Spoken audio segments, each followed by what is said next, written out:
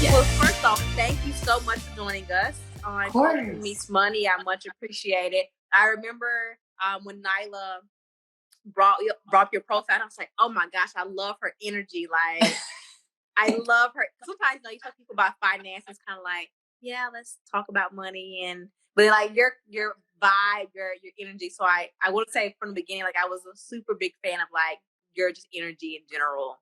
Oh, thank you. Thank you so much. I mean, we got to bring a different energy to the money. So conversation about money. I mean, you know that way more than me, I imagine, with all of your incredible experiences. It's an honor to be speaking with you. So whatever I can do to make it exciting over Let's here in get my it. corner. I'm ready. Yeah. All right. So starting out, I would love for you to do an intro of who you are. Yes. So, hi, folks. My name is Berna. I'm Hey Berna on these internet streets. And I call myself Financial Hype Woman. That's a completely fake and made up name. Basically, it means that I teach folks about money. I make content teaching folks about money in a way that hopefully isn't super boring. And I make videos. We have a membership program. I speak a lot. And I just take any opportunity I can to do this. You get up in people's faces and be really like loud and obnoxious about money. I am a Filipino-American first-gen child of immigrants from the Philippines. If there's any Filipinos out there, holler at a player. And being a first-gen child of immigrants is super central to the way that I teach about money too, because I mean, I definitely, talking to you, I'm like definitely preaching to the choir, but representation is so incredibly important inside of money. And, when I was first learning, I could talk more about kind of my financial journey later, but when I was first learning how to budget, like I didn't come from any kind of financial background. My parents, again, both first-gen immigrants here. My mom's customer service at United. My dad was a mail carrier for 35 years. No kind of financial background. I studied communications in school, like none, no, nothing that qualifies me, honestly, to like teach people about money. But I started to learn about money for myself, and I noticed right away the voices inside of the money sphere of like, who are the experts? Who are the folks that own banks? Who are the folks that own these institutions? And they very much don't look or sound like you and me. So that's what got me into the finance space first. Yeah, I love it. Your representation is very, very important. Yes. Very important. So you spoke about, you kind of alluded a little bit to your mom, your dad, your what you went to school for, which was not finance.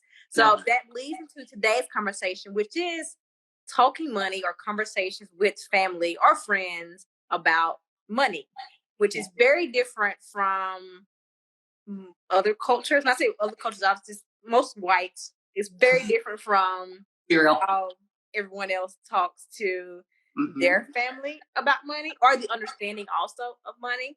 Yes. I always tell the funny story of myself. My first investment that I got for CapWay was $25,000, which is not a lot in fintech. It's very, very small. Yep. But I remember getting my first investment for $25,000, and my family was like, "We are rich. Like, we are good to go. Pack it up. We're not living like this anymore." I was like, "You do realize like that's not my money?" I was like, "Yes, it is. Like, this is your company. This is your investment." I was like, "That's not how money works at all." Yep. 100%. That's all under my company name, unless you want me to go to jail for like fraud, embezzlement. Not my money at all. So there's a video that you did. I thought it was super funny, but it was really great the way you explained, like even talking with your family about money. For people who have not seen it, could you give me us a summary of talking to your family about money, some experience that you've had? Yes, 100%. So I made a video about talking to your family about money because I felt like we were just saying how important representation is. I felt like it was important amongst the sea of like, when you Google how to talk to your family about money, so many articles are like, just do it. Just bring it up at the next family meeting about your feelings and just like say that you're happy. I'm like, okay, whose family is this working for? It's not working for mine. And as I started talking to other people of color, and of course, I can only speak for the Filipino American community, the AAPI experience, all of the rest of us, most people of color are like, it would not fly in my family either. Like, so many of us were raised to never, ever, ever speak about money. We were if you felt that way, I'd love to see in the comments if that's true for your family too. We were taught to not talk about money when it was going bad. In the Filipino American community, it's really common to talk about money only when it's going good. And by talk about money, we're talking about like flexing about it.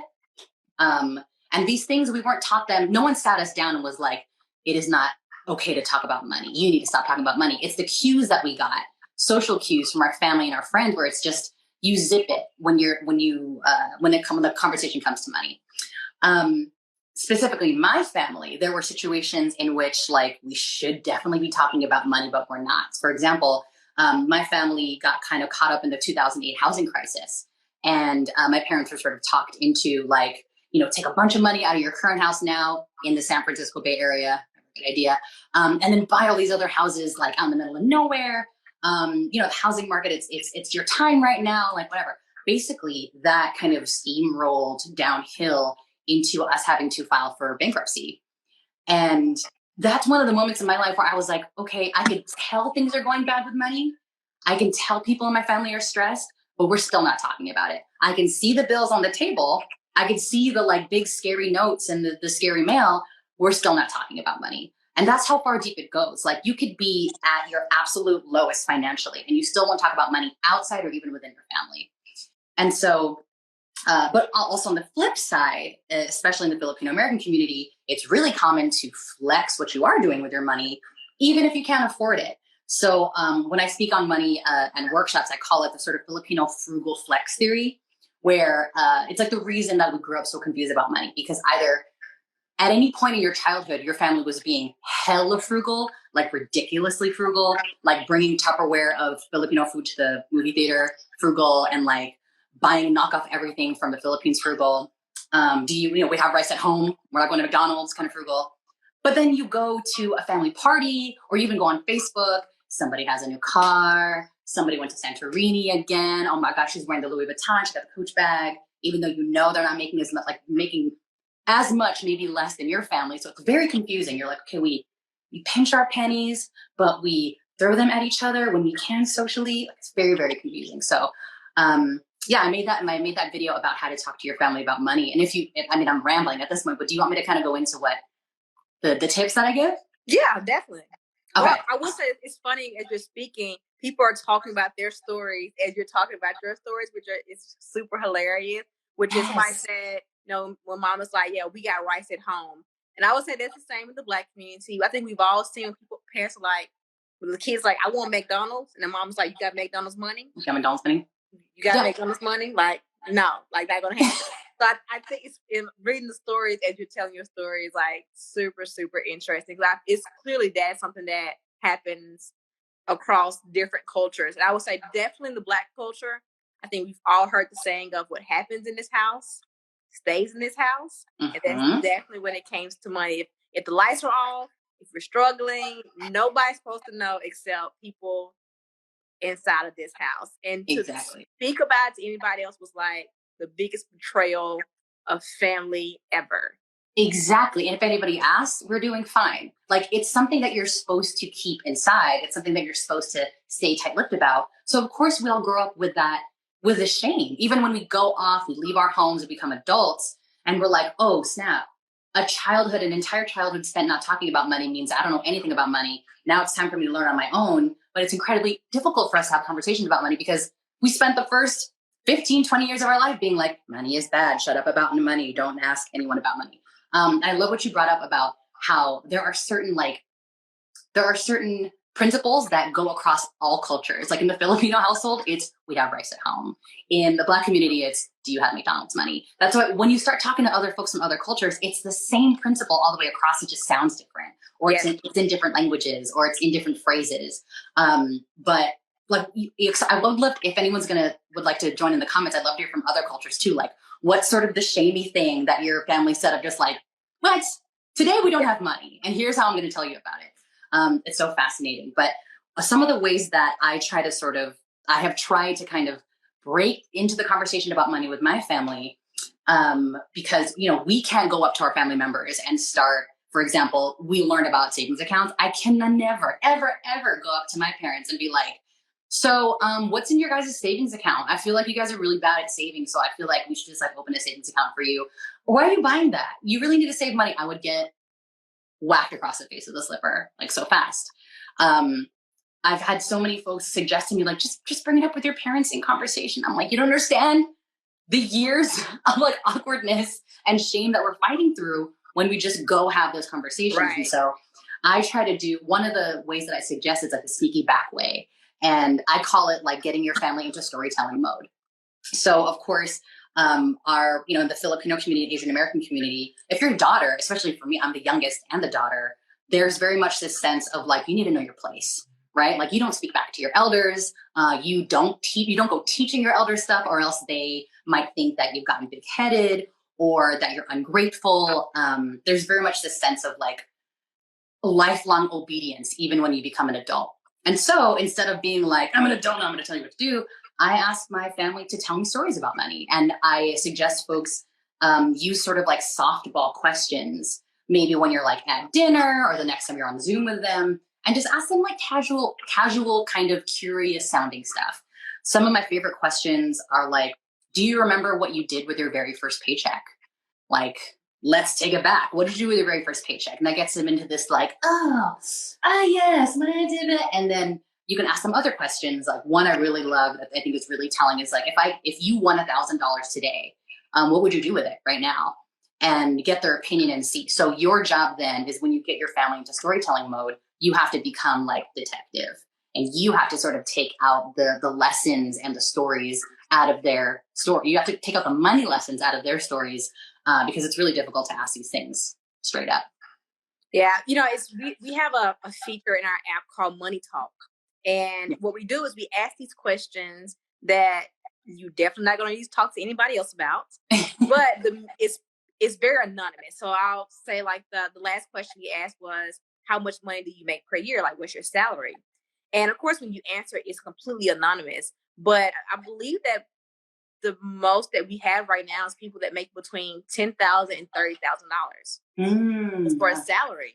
Yeah. And we have people who will always like email us at CapWay and just be like, thank you for that, because I thought I was the only one. And I think that goes back to what you alluded to as far as saying we don't have that conversation. So it's like when you get older, you're like, well, I'm not going to talk about money. And you think you're the only one that's kind of quote unquote dumb to money, and you're not. 100%. Oh my gosh. So I have all these weird names for these theories that are completely unscientific. They're just like the way that a communications PR major teaches herself about money and economics. I call it the sort of, I don't know if I can swear, the ish storm cycle. And it's exactly what you're talking about. You are taught not to ever talk about money. So then you don't talk about money. You grow up and you're forced to deal with money, but you're taught not to talk about it. So you're kind of like further down into the ish cycle of like, I think I'm pretty stupid because you're not talking about money and your other POC friends are also not talking about money. Nobody's talking about money. Everyone's in their own like cyclone of stupidity, like singular stupidity, thinking like, well, they're not like Sheena's not talking about her money, so she must be fine. Everyone's going out to happy hour and no one's saying that I'm too broke for this, so they must be fine. They just said that they want to get another round of drinks. No one else looks scared the way that I feel fear inside my eyes. No one else is saying anything, so I guess everyone's fine. Like you just cycle and cycle all the way down. It's like a shame spiral. And that kind of ignorance, unfortunately, like it's at a disadvantage to us. Of course, we don't learn great money habits for ourselves. And then there are folks who profit off of our ignorance 100% when we don't know how to manage our money, when we don't know how overdraft fees work and late fees work, when no one explains to us how interest works. No one explains to us what the fine print is when we sign up for a credit card, or why we're asking 18-year-olds to sign up for credit cards, things like that. Why we're being predatory on campus. There's so much like anger and conspiracy theoriness in my head about money, and how a lot of folks profit off of our ignorance. So it's very much to our disadvantage to not talk about money. We have to. Yeah, I once again, I'll speak from more of Black culture. Yeah. My parents we have a conversation now about money. Back then we did not, but we have talked about it now. Like my mom would say, we couldn't afford to go out and do a big birthday party at Chuck E. Cheese. So I bought you, she made birthday cake at our house, and we invited friends over and she baked the cake. But it was mass. It was never a situation where it was a sit down of saying, hey, no, we can't do that. It was more of like, she made it really pretty by baking this cake that she probably paid $10 for everything from the grocery store for and making her little candles. But I actually told my mom, I was like, I wish, maybe not at 6, maybe not tell me that, but I do wish that by the time it was time for me to leave the house, that was a conversation that you would have had with me before I turned 30. That, hey, because one day you're going to have kids and you're going to know how money works, and you don't want to make your kids feel bad or make family members feel bad, but I do think there's a place and time to have that conversation. And in your experience, your thoughts, your talks that you've done, kind of what's your perspective on when's the time to have that true conversation with, especially like kids or other family members? I would, man, if I could go back, like if I could infiltrate the brain of my mom when I was a baby, I would be like, get me money toys. Like now my friends are starting to have kids and I'm getting them like little cash registers and credit cards and like money system stuff. Because if we taught like money from a young age, the way that we teach, like, unfortunately, like domesticity and cooking and cleaning and baby caring for little girls, or we teach like fighting and Legos and things like that for little boys. Like if we taught money as a component of just life from the very, very beginning, then there wouldn't have to be any awkward conversations when they're older. I really believe that like one of my favorite things to do for young folks around me, I have 4 nieces and a bunch of little cousins, is to teach them right away how to split up their dollar from the beginning. Right now, like as an adult, I feel like I'm always teaching other adults, like you need to stop with the one checking account and the one savings account you got from Bank of America when you were 16. Like you got to have more bank accounts with that. You got to be more organized. I wish someone taught me that when I was little. And so the little people around me, young folks around me, I'm like, get them 3 piggy banks, not just 1 piggy bank, 3 piggy banks. We got to teach them how to save, spend, and give. Those are the 3 categories that I wish someone taught me when I was young. Save, spend, and give.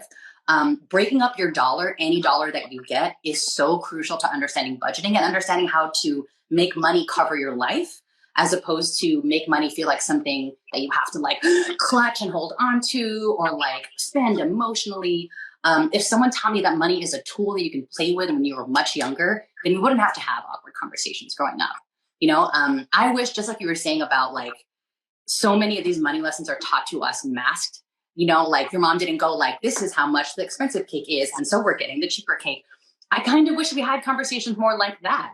When I would say stuff like, Mom, I really, really want the light up Skechers. I need you to get me the light up Skechers. I wish you would say stuff like, all right, so the light up Skechers are $65. Here's how much is in Mom's paycheck this week, but here's what we got to cover. Here's what we have left over. What do you think we can get with $15 instead?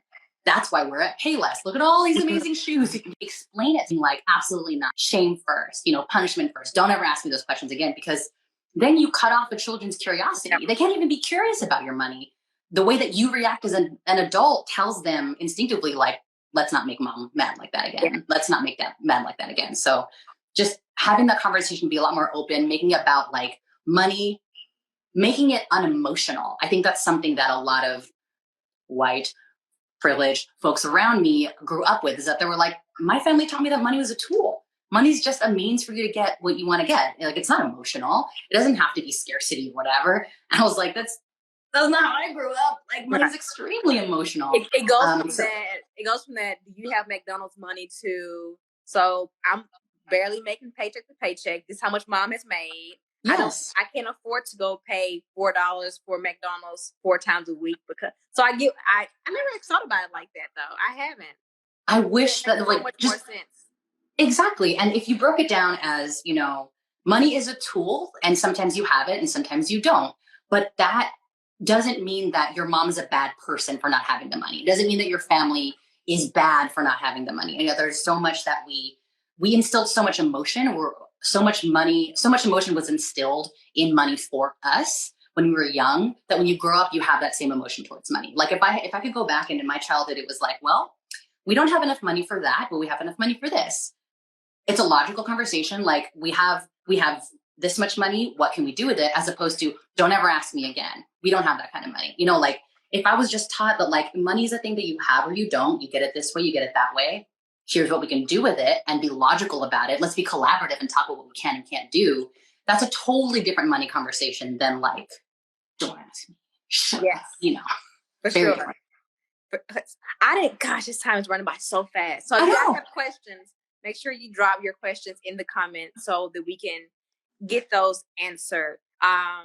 So you actually kind of spoke about this also earlier. So I'm kind of curious of your thoughts on the way that conversations have usually been handled in our households with parents, because we masked it, because we kind of made it seem one way when it wasn't.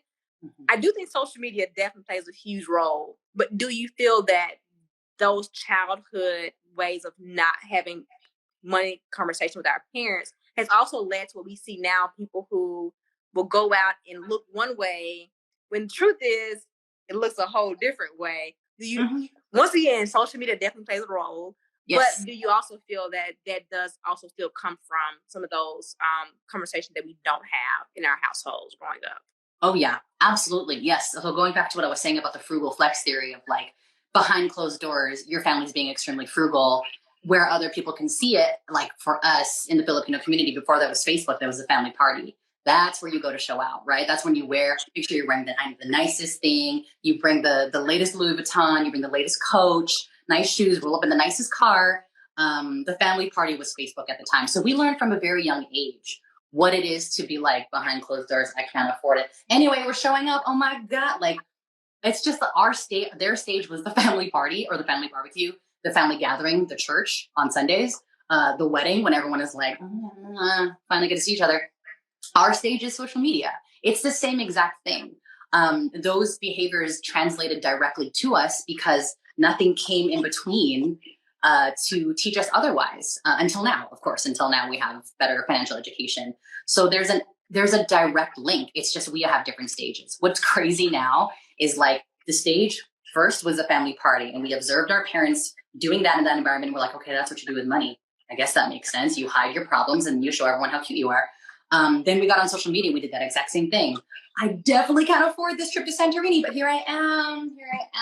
Taking my IG pictures. Yes, or like doing it for the gram 100%. Like literally how certain tourist spots blew up and people emptied out their savings to go to certain tourist spots because they found it on Instagram. And now what's been a trip is watching that path reverse, because now that our parents, like my parents and my family, are on Facebook and they're slowly creeping onto Instagram. They're doing the same frugal flex stuff on Facebook now too. Now I feel like I'm growing out of it and they're like, Facebook, hello Facebook. Here's my Coach purse. Like the amount of embarrassing selfies my mom has going on Facebook. I'm just like, at the salon again. I'm like, Mom, I know you can't afford to get the salon now. But like the roles have reversed. It's very, very strange. Wow. All right. So got a few questions. So let's hop into them. All right. First one is, any tips for what to say to friends who insist on expressing how ridiculously overpaid they are?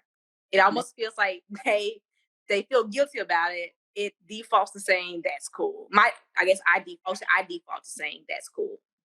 Gotcha. Okay. It almost feels like they feel guilty about it. That's so interesting because that's not what I got from the first read through of that. I was like, oh, your friends are just out here being like, I get paid so much. I'm like, yesterday I was just giving a talk about how like, you're probably underpaid, especially if you're a woman or a person of color. Yeah. You're probably underpaid.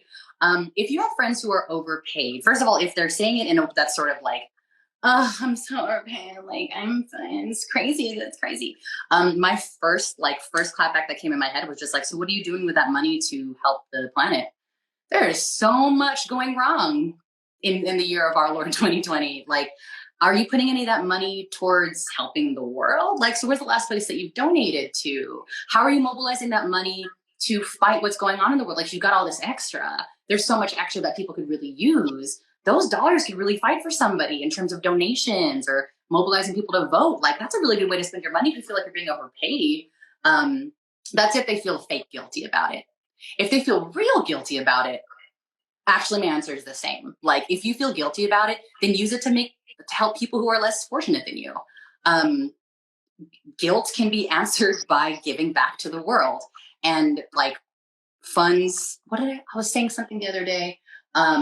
Use your funds to fight. Like, you have to use your funds to fight any kind of systemic injustice or social injustice that you see. All right, next question. Should I pay my remaining student loans before going to vet school? Should I pay my remaining student loans before going to vet school?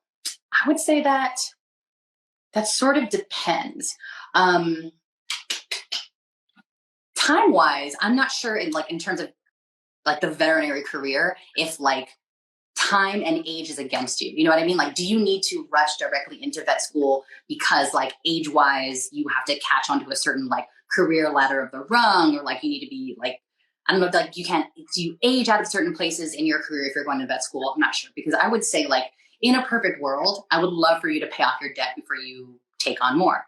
Then again, I know folks go to vet school and secondary school so they can get a higher degree so that they can hopefully turn around and pay it back. I would say that's definitely a personal choice. But if there is a way that you can pay down at least your highest interest debt, your highest interest student loans, that would be ideal. I would also reach out to the loan providers. And honestly, this is something I suggest to folks all the time, is I know we like, at least I used to make a lot of fun and talk a lot of ish about like the Sally Mays and the Nellie Mays of the world, but you can speak to loan providers as well and let them know your financial situation to see if they can help you work out some type of payment schedule or payment structure, knowing that you're about to go into secondary school, you're about to take on more loans. Is there something that can be arranged, deferred, payments be deferred because you are going back to school? So I think it is totally personal, but I would definitely assess like your highest interest rate, highest interest debt for sure. And whether you can take that on whether your budget can handle paying those minimum payments still while you're going to school. Love it. All right, next one. How can we encourage our communities to trust each other enough to give money to each other?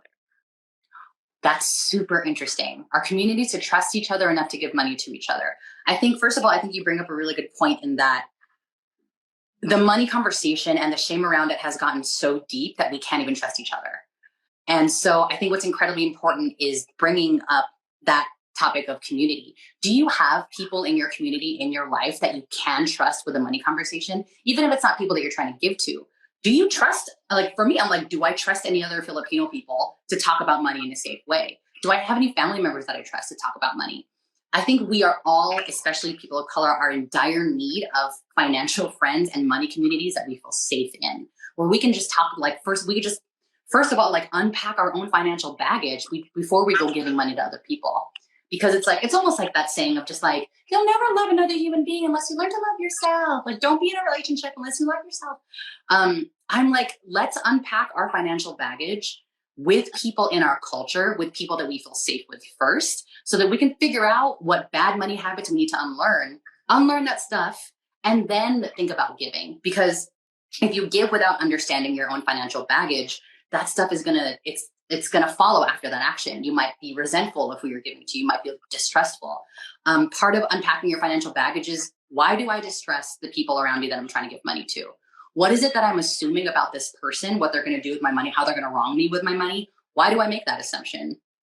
Getting into a little bit of like bootleg financial therapy here. Is it because I was wronged in a certain way about money? I'm afraid they're gonna do it to me. Is it because I had a bad financial experience when I was growing up? Somebody in my life, somebody in my family was wronged from someone that they gave money to, and I'm afraid it's going to happen too. I think it's really worth asking yourself those questions, those candid questions, and then sharing those answers with somebody inside of your culture, inside of your community that you feel safe with, and like break into those money conversations. It's the same way that we love to talk ish about our own cultures and the people in our own cultures and like our own families about social stuff. Let's break the sort of the silence and everything around money too, so we can start feeling safe and unpacking your own baggage before we go barfing our financial baggage onto other people, basically. In the beginning, how do you figure out the amount per items on your budget? Interesting. So this is how I felt when I first learned about budgeting too. I was like, okay, so I spend money. What I want someone to do is go through my budget and tell me whether I'm spending the right amount of everything. Is it okay? Is it not okay? I found that like no one's going to do that for you. No one's going to go through your budget and go like, you're spending the right amount at Trader Joe's. You're spending the wrong amount at Sephora. What you need to do is take a honest look at your life and your expenses and figure out the things that you absolutely need and the things that you can live without. I think the budgetnista, Tiffany Aliche, she calls it your noodle budget. So like start from your noodle budget, which is your most absolute basic budget. She calls it a noodle budget because if you were just living off of ramen noodles, like it got to the point where like you might be unemployed. Your absolute financial bottom. If you're just living off of your ramen noodles, what are the things that you absolutely need to survive, need to pay for to survive, and start from there. That means transportation, housing, health insurance, food, and just that's your noodle budget. And then everything after that might be might be more extra. And then you have to ask yourself, are these necessities? Do I absolutely need this? And sort of like next level noodle budget. Is this totally necessary to my life, or is this something that I can kind of give up? Someone said, Mala Fishnet said, Marie Kondo your money. Yes, yes, yes, absolutely. Start to look through the things because a lot of the times I think we just spend because it feels good, or we're just so used to it. And month after month after month goes by, and you're like, I made rent, kind of. I didn't save it. What? It's about spending intentionally, looking at every single dollar that you spent. Literally, just like pull up your receipts from last month, your credit card statement, and your bank statements from last month, and go line by line and be like, did I want to do that? Did I want to make that purchase? Did I mean that? Am I still subscribed to that? That's crazy. I didn't even realize that. I should really quit that subscription. Or like gym membership, that got taken automatically. I haven't been to the gym in months. We don't take the time to look at how we are intentionally spending. And then Tiny Chambers brought up a really good point. You spend based on your values. Your statement will tell you what you value. Absolutely. It's a very jarring moment when you look at your credit card statement or your bank statement, like very critically for the first time and go like, oh my God, like I am funding this Japanese restaurant's like whole life. If someone looked at my bank, like if someone looked at my bank account and my credit card statements, they'd be like, this woman, there's no way this woman has all this time to read all these books. I'm always just buying books for absolutely no reason. But it shows you what your values are. And you might look at your statement and be like, that's not what I value at all. That's crazy. Who did this? Who did this to me? It was you. You did this to yourself. But you have the chance to change that. I love that. So you just buy books, you don't read them, you just buy them? I buy them and I stack them up pretending like I'm like a speed reader, like one of those people that's like 1,000 words a minute. I work my way through, but it's just like, of course I'm like reading one book and I buy 5 because I see them on Instagram and I get excited. Okay. Last question. How to handle being your parents' retirement plan while trying to work towards your own savings? I am so glad you brought that up. That's probably one of the main things that, so I have a paid membership, my Hella Helpful membership, monthly membership. It's one of the main things that we talk about literally every single day. What do I do if I am my parents' retirement plan? So it really depends on, and this is something that I'm physically working out in my own life too, because both of my parents are approaching retirement with very little retirement savings. So you have to sort of look at what timeline you're working with. For me, my parents are going to be retiring, like with both of them within the next like 3 to 5 years.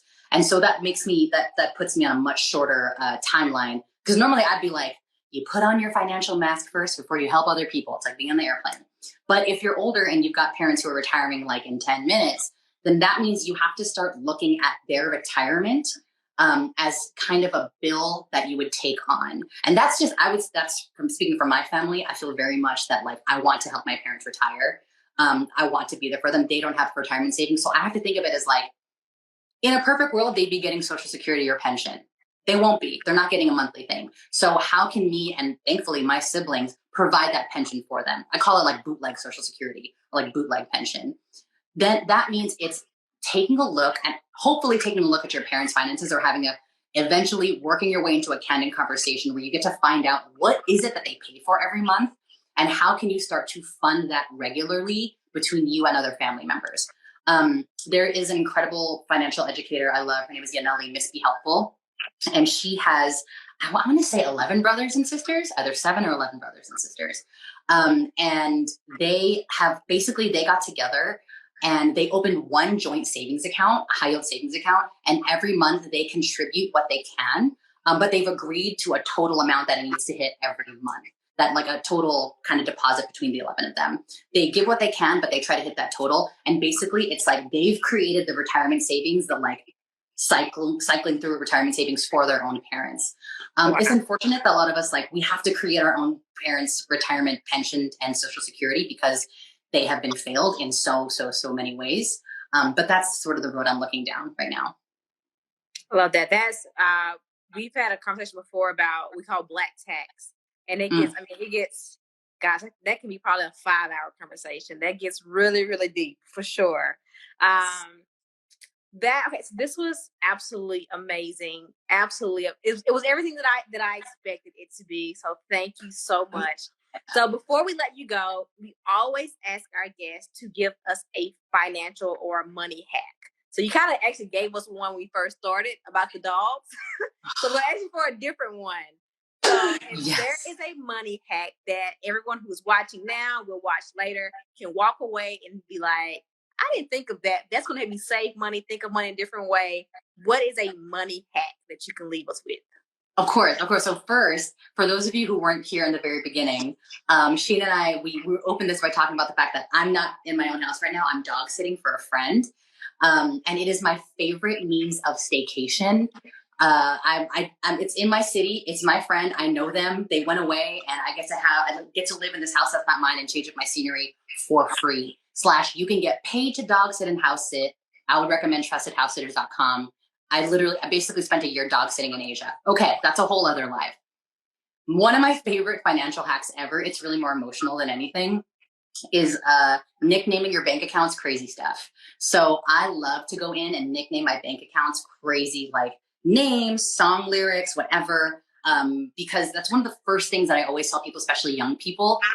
First of all, people don't know that they can nickname their bank accounts. And then when they do, they realize that like it creates this emotional connection to you and your money. So it's not just like, okay, I deposited into savings account 5782, tight, I felt nothing, I'm a robot. It feels so much better when I'm like, I just put $100 into my like, oh shit savings, or I just put $50 into my, once this pandemic is over, I'm going to Greece savings. Like it's so fun to name all these things and give them all purpose. And it takes the sort of like stale dryness out of money and makes it a lot more personal. And also I love to tell people this, like, it's so fun when customer service is like, yes, hello, ma'am. We're calling about the deposit in your stacks like my ass account. And I'm like, Tell me more about poor Charles Schwab. They're like, your Ratchetry account. I'm like, that's the one. They're like, oh, it's super entertaining. Like, I'm a child. Like, I need to make finances fun for myself, or else I might never touch it. That I'm sure every time the customer rep gets off the phone, she's probably like, or he's probably like, what? Again. Oh my God. Or the moment where they're like, oh, I'd love to help you with that question. Let me pull up your accounts. I'm like, and they're like, oh, I see you have a lot of accounts. Oh, what fun names. I'm like, It's hilarious. It's really just entertainment. That is hilarious. I can only imagine like what the rep is looking at when they get into like some of these names. They're probably like, what is the word? I'm sure though they go and tell somebody else who went and renamed all their accounts. Like exactly. That's what I want. I want bank customer service folks everywhere to be like, what is happening? Everyone's bank accounts have crazy names. Like there's some sort of like epidemic going on. And we're like, yes, that's right. Get interested in budgeting, man. That is hilarious. Oh my gosh, I'm too done. Once again, thank you so much for coming to Culture Meets Money. Once again, everything that I knew it would be. You brought amazing energy. You brought amazing money gems. So everything was wonderful. Please let everyone know how they can find you and keep up with you. Yes, absolutely. So I'm at Hey Berna on Instagram. I'm definitely the loudest and most obnoxious on Instagram, as Sheena has seen. Put all my videos and all my stuff there. And probably the best way to continue like being in the circle of this kind of money energy, we have a free newsletter, which you can check out in the link in my bio. But I think the most important thing that I'm doing right now is my Hella Helpful monthly membership. It's basically just this, like, I always call it like the Zoom chat of your favorite money workshop, but all the time.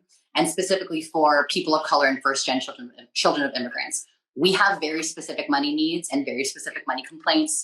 And it basically created this monthly membership to vent about it. And it's great because when you follow me on Instagram, you get me just fire hosing at you random money stuff, which can be good or it can be really annoying and weird. In the membership, you've got a ton of like money-minded other folks who are experts in so many different ways and are much smarter than me. So I think it's it's the best value and best way to kind of continue to stay inside of this, in the world where the money feels and looks like this. Love it. You guys definitely make sure you check out everything she has going on. Great energy. It makes money not seem so dull and boring. So definitely that is a great thing. But CapWay, you guys can catch us on every other Thursday for Culture Meets Money. Definitely check out our website, download our app, iOS and for Android. And until next time, thank you all for coming, and Culture Meets Money. Thank you so much, Sheena. This is an honor. Thank you. Thank you. Have a great one. Bye, buddy.